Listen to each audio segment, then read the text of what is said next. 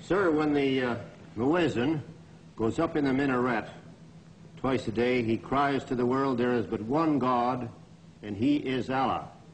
Do you deny that there is a Christian God? The muezzin does this 5 times a day. 5 times, and I only heard him twice. Well, you were fortunate to hear him twice. But he does this 5 times a day, and the same God that he says that he expresses the existence of is the God that the Christians profess to believe in themselves, and the God that the Jews believe in. One God, the creator of the universe. The Muslims believe in the God that created the universe, and I think the Christians do, and the Jews do. Now, as long as all of them are talking about the creator, the Jews may call him Jehovah, and Christians may have another name for him. Those who are Arabic-speaking refer to him as Allah. Well, we believe in the same God. Now, as the Muslim religion advances in the United States, are you modernizing it or sticking with the old faiths? For example, the complete segregation of the sexes. I think that everything today on this earth is being modernized. Religious principles and practices, as well as political and other things.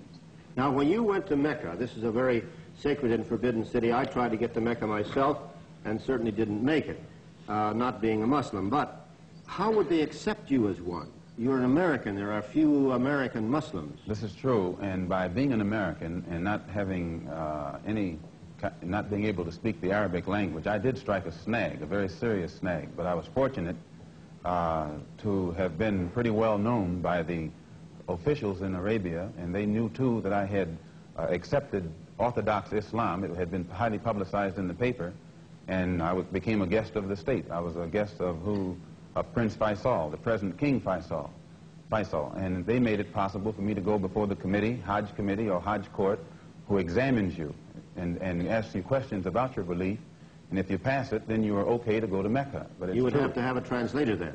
Oh, I had one. Then realizing that our problem in America, that we are black Americans, and we have a problem that goes beyond religion, we formed a group known as the Organization of Afro-American Unity.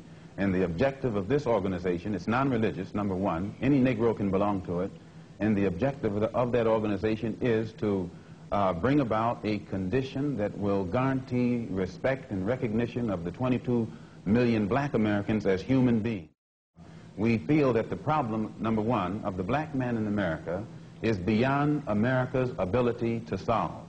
It's a human problem, not an American problem or a Negro problem.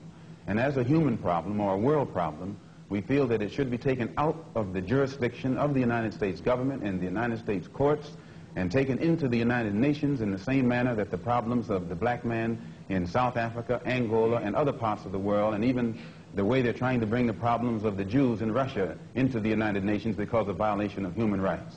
We believe that our problem is one not of violation of civil rights, but a violation of human rights. Not only are we denied the right to be a citizen in the United States, we're denied the right to be a human being.